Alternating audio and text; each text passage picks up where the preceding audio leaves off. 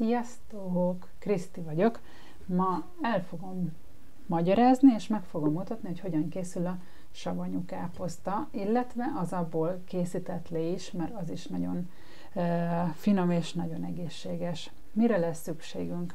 Attól függ, hogy mekkora mennyiséggel szeretnénk próbálkozni, megfelelő nagyságú üveg káposztára lesz szükség, sóra, köményre, mustármagra, ez lehet őrölt és lehet por is. Ez nem tudom, hogy került ide, de biztos nem lehet rossz, mézes kalács fűszerkeverék. Tulajdonképpen akár ez is belekerülhet, de ez ne elsőre kerüljön bele. Szóval igen, és babérlevél, az itt van babérlevél, különböző, attól függ, hogy milyen csípősen szeretnénk, lehet belerakni csípős paprikát és sima paprikát, de tulajdonképpen, ha egyszerű káposztát rakunk bele, és nem bonyolítjuk semmivel, csak esetleg a sima sóval, és hogyha még hozzárakunk egy pár ilyen koriander, meg mustármagot, akkor is tök jó, de csak sóval is tök jó. Tehát tulajdonképpen, ami most itt látható, ezeket majd le fogom írni, ezek mind, igazából ez is úgy, mint a legtöbb receptünk, hogy ahány ház, annyi szokás. Tehát lehet sima sóval is, lehet fűszerezni, hozzá lehet rakni erős paprikát, csípős paprikát, de hozzá lehet rakni sárgarépát is. Láttam olyan receptet, aki csipkebogyót rakott hozzá, körtét lehet hozzá tenni, ettől még mindig nem lesz csalamádé, tehát csak a fantázia szab határt, úgyhogy vágjunk is bele. Hogy is kell ezt csinálni? Először a savanyú káposztát fogom elmagyarázni. Először is legyalultuk a káposztát, ezt én előre megcsináltam. És azt is érdemes előre megcsinálni, hogy utána besózzuk, amit úgy kell, az arányokat úgy kell csinálni, hogy 1 kg káposztához, ugyanúgy, mint a fermentált léhez, csak itt nem cukrot használunk, hanem sót. Tehát itt van érdemes egy ilyen kis kimérő kanalat, ami egy evőkanál, és akkor nincs vele gond, fogjuk, kimérjük szépen laposan, és akkor ez a mennyiség, ez 1 kilóhoz tökéletes. Tehát kilónként 1 evőkanál sóval besózzuk, és akkor szépen ott hagyjuk, akár éjszakára is ott lehet hagyni, és akkor így szépen, ezt nevezzük száraz besózásnak, és akkor így gyakorlatilag levet fog ereszteni, amilyen idős a káposzta, annyi levet fog ereszteni. Lehet, hogy nem sokat, akkor majd egy kicsi levet hozzá kell tenni. Ugyanez az arány, ha 1 liter vízhez, hogyha annyira nagyon száraz, mert hogy el kell, hogy lepje a víz, lehet, hogy mi is fogunk használni. Lehet, hogy fogunk. Szóval a lényeg, hogy 1 liter vízhez ott is 1 evőkanál sóra lesz szükségünk. A vízről annyit tudni érdemes és szükséges, hogy vagy forrásvíz, vagy csapvíz, ami felforralt és visszahűtött, vagy tisztított víz, vagy ásványvíz, de lényeg, hogy klórmentesített víz, és minél tisztább vizet használjunk. Igen, a vízről is beszéltem. Aztán összeírtam, hogy ne felejtsek el semmit. Jó, tehát hogyha megvan a káposzta, és be van sózva, illetve be van fűszerezve, ha szeretnénk, vagy be van keverve akár sárgarépával, vagy amivel szeretnénk, akkor azt szépen ott hagytuk, dolgára hagytuk, és akkor ő elkezd levet ereszteni. Utána az a dolgunk, hogy a babérlevelet, ha kicsi az edény, akkor tulajdonképpen elég csak az aljára is rakni, ha már ilyen nagy, akkor már érdemes így különböző rétegenként újra fűszerezni, hogy egységesen mindenhol legyen. Ez már itt meg van töltve, mert én előre dolgoztam, de ugyanaz a teendő vele, csak nagyobbak a mennyiségek, mint ebből a kicsi edénnyel. Úgyhogy így alulra betesszük a babérlevelet. Így. És aztán jöhet a káposzta. Mint mondtam, ezzel én előre dolgoztam, úgyhogy én ezt így ide veszem. Szerintem ez az káposzta, ez elég sok lesz, de nem baj. Érdemes olyan üveget választani, hogy könnyebb legyen belerakni. Most nekem ilyen üvegem volt, mert amúgy én abban a nagyba szoktam, és annak elég nagy a szája, hogy belerakjam, legalábbis szerintem a kezeink beleférnek. Még a párom keze is belefér, pedig hát ő 2 méteres, és nagy a mancsa. Szóval így szépen elkezdjük belerakosgatni a káposztát. Szépen közben nyomkodjuk lefele. Ez, hogyha ilyen nagy edénybe dolgozunk, ez szenzációsan jó, hogyha van némi düh vagy indulat bennünk, akkor szépen bele tudjuk így nyomogatni, de legjobb, hogyha inkább a szeretetet rakjuk bele, úgyhogy ha egy kicsit mérgesek vagyunk, és így megnyomkodjuk, akkor utána mindenképpen legyünk neki hálásak, hogy szépen így majd táplál minket ez az élet, ez a földi kincs, földanyácska kincse. Úgyhogy szépen így ez ilyen jó kis játék, hogy így rakosgatjuk bele a káposztát, közben hálásak vagyunk, hogy milyen szép, és akkor itt ilyenkor el lehet kezdeni gondolkozni, hogy legyen-e csípős. Hát most én azt szeretném, ha lenne csípős, úgy, hogy kicsit csípős legyen, úgyhogy én bele fogok tenni. Van, aki így megdíszítés, ilyen kis arcocskát csinál bele, ezt most én ki fogom hagyni, de azért megpróbálom valahogy szépre, gusztusosra megcsinálni. Úgyhogy mivel ez a csípős paprika, ez ilyen pici zöld, ez nem volt olyan veszett csípős, ez a piros az valahogy nagyon intenzíven csípett, úgyhogy én ezt most ide beleszórom. Ez a paprika, ez gyakorlatilag azt hiszem inkább ilyen kápia paprikának mondanám, és akkor szépen így folytatjuk tovább a káposzta bele helyezését. Egyébként ez gyerekekkel is tök jó móka, nagyon szeretik csinálni, akárhány évesek, már egész kiskortól is nagyon szeretik csinálni, a fantázia és a kreativitás nagyon tudja növelni, egyébként meg szép is lesz, úgyhogy tényleg így igyekszem így kínhagyni, hogy még a végén nem is lesz olyan nagyon sok. Az a lényeg, hogy annyira kell megtölteni. Látjátok, itt már jön fel a víz. Ez tök jó. Szóval annyira kell megtölteni, hogy körülbelül így a 3/4-ig. És ez azért kell, azért nem kell, hogyha egy szárazon besózzuk, akkor nem kell nagyon, azt szokták mondani, hogy ilyen gumicsizmával megtapossák, meg ilyesmit, erre itt nincsen szükség. Úgyhogy mit kezdtem elmondani az előbb? Ja igen, azért kell 3/4-ig rakni, hogy legyen egy kis réteg, kis levegő réteg, hogy be tudjon indulni, aztán elhasználja az oxigént, és utána lesz egy kis széndioxid párna, és ez a széndioxid párna fogja megóvni attól, hogy akár sok hónappal később, de ezt nem szokta megérni, szóval sok hónappal később se romlik meg, ha nem bontjuk meg. Tehát arra kell ügyelni, hogy ha már megbontjuk, onnantól kezdve hűtőbe kell tárolni, viszont nagyon sokáig, ha le van fedve a saját levével, akkor de jó, tök jó. Ez mindig ilyen kis érdekes dolog, hogy vajon lesz-e elég leve. És nekem most mázlim van, mert én nem készültem most lével, puszlével, de hát ezek szerint ezért nem. És egyébként a mennyisége is szuper jó lett.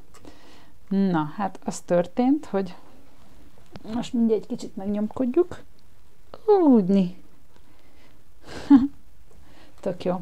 Szóval az történt, hogy minden jó lett, a mennyiség is, és a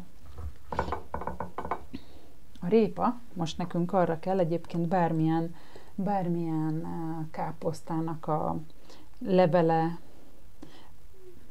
torzsa, ilyen nagyobb torzsa rész. Most ez a sárga répa arra fog szolgálni, hogy szépen lenyomkodjuk vele a kis káposzta babácskákat, és akkor így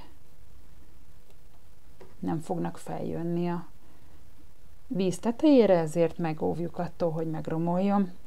úgyhogy egyelőre ez úgy néz ki, hogy elkészült, ezt már csak majd le kell zárni, ezt most nem fogom, és mivel én a fűszereket már beleraktam előre, ezért még egyszer most elmondom, kicsit megtörlöm magamat, hogy mit raktam bele én. Általában összeszokott nekem keverve lenni, de most direkt így külön kirakosgatom őket. Aki szereti egészbe a köményt, ez az egészben a köménymag. Egyébként meg aki nem szereti, én például nem szeretem annyira egészbe a köménymagot, úgyhogy őrölve a köménymag, mustármag, ez is őrölve van, és koriander. Úgyhogy ezeket a fűszereket használtam a són kívül, ami 1 kg per 1 evőkanál. Ugye tudjuk, ez a mérőkkel tökéletes, nem kell hozzá akkor mindig gondolkozni, hogy hány gram, meg ilyesmi. Meg lehet bolondítani különböző ilyen édes, csípős, intenzív ízű, egyébként akár gyümölcsökkel is volt már, aki belerakott körtét, meg ugye én csalamádét csináltam körtével, de ebben még nem raktam, és éppen most láttam, hogy csipkebogyó. Egyébként gyönyörű is, bár hozzáteszem, hogy azért ez se kutya, ugye? Szóval szerintem nagyon szép. Úgyhogy amit még gondoltam, hogy elmondok, hogy miért jó, és például, hogyha valaki nagyon nehéz ételt teszik, tehát fehérje, szénhidrát, megtölti a hasat, kajakóma, stb. Egyrészt mielőtt eszünk ilyet, akkor érdemes egy pici kupicányi ilyen fermentált lét inni, mindjárt elmondom, hogy készül csak a káposztalé, és ha utána vagyunk, akkor is érdemes vagy az ételhez már enni fermentált ilyen zöldségeket, vagy pedig inni utána, vagy enni utána, mert mindenképpen segíti az emésztést, könnyíti az emésztést, úgyhogy gyakorlatilag ezzel megkönnyítjük a saját dolgunkat, ezt a teltségérzetet nagyon gyorsan meg tudja szüntetni. Úgyhogy körülbelül egyébként úgy néz ki, hogy ha valaki nagyobb üveget szeretne, akkor egy 4 literes üvegbe olyan 3 kg káposzta megy bele, ugye ahhoz 3 evőkanál, csapott evőkanál só fog menni, és az összes többi már rátok van bízva, a zöldségek, a fűszerek, stb. Hogyha valaki szeretne levet is csinálni, ahhoz tulajdonképpen a káposztának a nem felhasznált részeit tökéletesen elegek, ezek a nagyon erős torzsarészek, konkrétan a torzsa darabkáit felvágjuk, egy olyan, hát nem kell sok, két maroknyi egy ilyen 3-4 literes üvegbe, és ugyanaz az arány, hogy 1 liter per 1 evőkanál só, és hogyha ez megvan, és szeretnénk bele fűszert, egy kicsit tehetünk bele, de az se szükséges, és szépen hagyjuk így szobahőmérsékleten, hát ugye most már lejjebb fog menni a hőmérséklet, itt azért még most is van 21 fok, azért a 21-2-3 fokot, vagy egy melegebb helyiségbe, ha berakjátok, akkor a lének körülbelül egy olyan 7-10 nap szükséges, a káposzta pedig 3-4 hét, amíg teljesen hosszan fermentálódik. Ez azt jelenti, hogy minél hosszabb ideig tart, ugye kb. 3-4 hét alatt befejeződik a teljes folyamat, bár nem, mert mindig egy picit azt lelassul és folytatja, de a nagy dolgát elvégezte 3-4 hét alatt, és mit akartam még mondani, hogy nem szokta addig kibírni, általában sokkal hamarabb is el tud fogyni, és általában úgy szokott járni.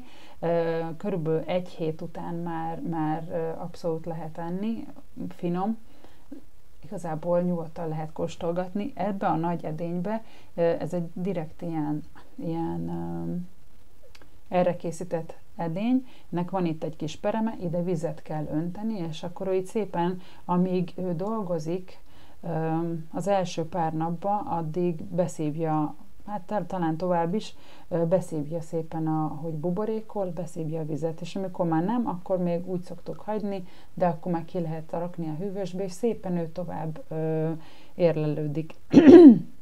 Ezt most csak így intermedzóként beszúrtam, hogy ezt én ezért hoztam, hogy lássátok, hogy egyébként hát ott lehet látni, hogy itt van fönt a víz, és majd még fogok ráönteni, mert most így bement a vízecske. És ezt én tegnap raktam össze, úgyhogy gyakorlatilag ennyivel vagyok előrébb ebben.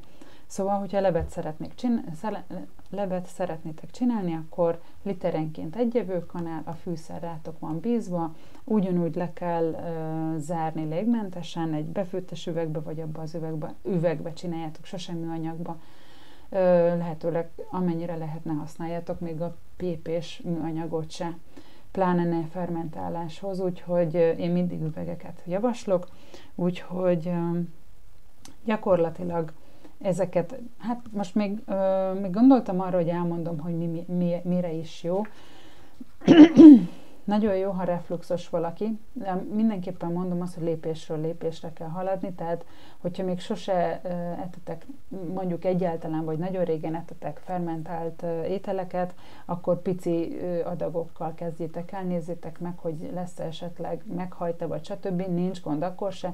A mennyiséget kell visszavenni, és szépen felépíti a bélnek a rendes működését, probiotikummal, rengeteg tejsavat vízbe, a C-vitamin tartalma sokkal magasabb, mint hogyha csak simán ennénk meg, tele van, azt mondtam, hogy az emésztés segítő anyagokkal, rengeteg vitamin van benne, B, C, K, U-vitamin, tele van vassal, folsavval, úgyhogy fantasztikus a savanyú káposzta egész télen, amennyit lehet, és amennyit bír az ember, azt érdemes minél többet tenni. Antioxidáns van benne, gyulladás csökkentővel tele van, segíti a hormonháztartásnak az egyensúlyát beállítani, és szóval én azt mondom, hogy ha már valami ennyire jó hatású, és még eszméletlen finom is, akkor ha persze megfőzzük, tehát székelykáposztának vagy ilyesminek, akkor nyilván a hőkezelés hatására elveszíti ezeket a hőérzékeny, amire hőérzékeny vitamin, az nyilván elpusztul, de nem baj, mert minél több nyerset eszünk, annál jobb. Szóval igazából ezzel a csodás, nagyon egyszerű savanyú káposztával jöttem ma nektek, és ebben kívánok nektek szép napot, és egészséget, és örüljünk annak, hogy ilyen gyönyörű, szép zöldség, gyümölcseink vannak, mindig tudunk valaminek örülni, és ha még elkészült és finom is, és az ételhez ilyen finom savanyúságot tudunk adni, és így ezáltal gondoskodunk a családunk egészségéről, akkor már is rengeteget tettünk magunkért és a világért is a családunkon keresztül. Szóval süsörjetek a nap, Kriszti voltam, sziasztok!